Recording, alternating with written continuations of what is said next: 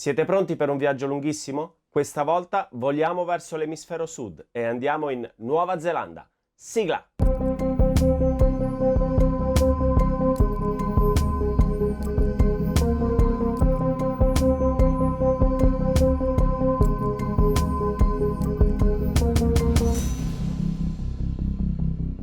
Prima di spiegarvi il perché della Nuova Zelanda, voglio però ringraziarvi per l'accoglienza super che avete riservato per il primo video della settimana scorsa.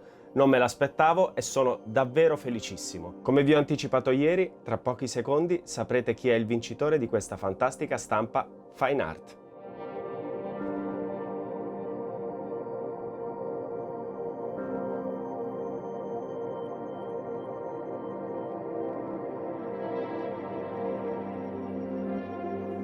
Il vincitore è Alex Pasqualone.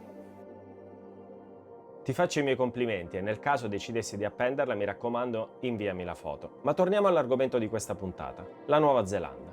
Un paio di anni fa ho avuto la fortuna e l'onore di essere invitato nel Queensland australiano alla Gems of the Outback, di cui sicuramente vi parlerò in una prossima puntata. Quale migliore occasione, dato che ero già Down Under, per raggiungere la nostra terra gemella, quella che, se facessimo un buco attraversando la Terra, raggiungeremmo, come ci ha insegnato Jules Verne nei suoi romanzi.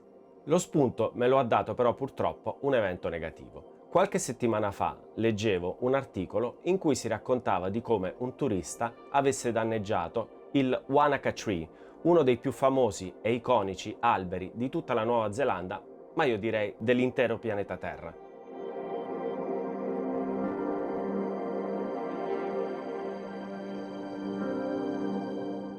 Un anno prima ero lì e mi rimane come magra consolazione il fatto di avere delle immagini che a loro modo sono uniche o perlomeno non sono ripetibili d'ora in avanti.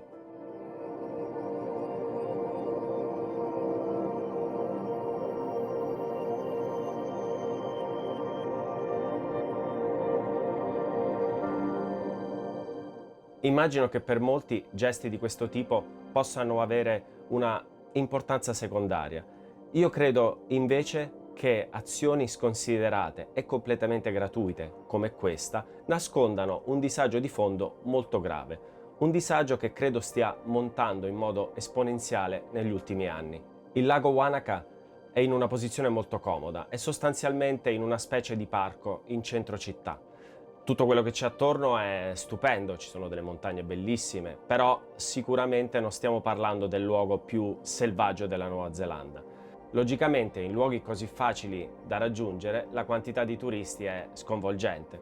In questo caso specifico, soprattutto cinesi, ma anche australiani e giapponesi. Per realizzare le immagini che state vedendo, mi sono dovuto immergere per un paio di ore abbondanti nell'acqua freddina di un lago di montagna in autunno. Ci tengo a precisare che questo non fa di me un eroe, anzi direi più un fesso, dato che avevo l'attrezzatura necessaria, ma ho preferito entrare in jeans. Ma mentre mi preparavo a scattare, pochi minuti prima dell'alba, sono stato distratto dal vociare insistente di una comitiva di cinesi che era arrivata con 2 autobus per fare foto credo a se stessi più che all'albero. C'è da dire che il secondo reperto più fotografato della giornata è stato sicuramente il bizzarro italiano immerso nel lago.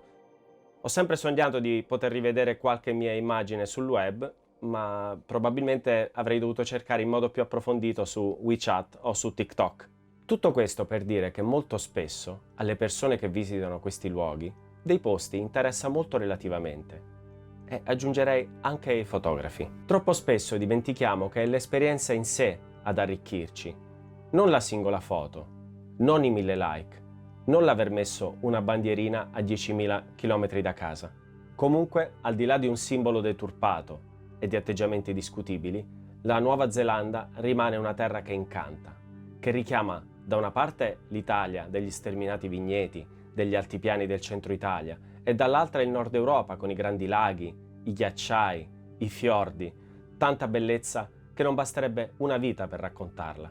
E poi la potenza della notte, dove le stelle sembrano caderti addosso e tutto è diverso, è nuovo, è un cielo che non riconosci, bellissimo, misterioso e con creature mitiche come la nube di Magellano, che all'inizio ti sembra una nuvola e ti chiedi come mai non vada via. Ci sarebbero mille altre cose di cui parlare, ma credo che le immagini possano raccontare meglio l'estasi che i miei occhi hanno provato in quei momenti.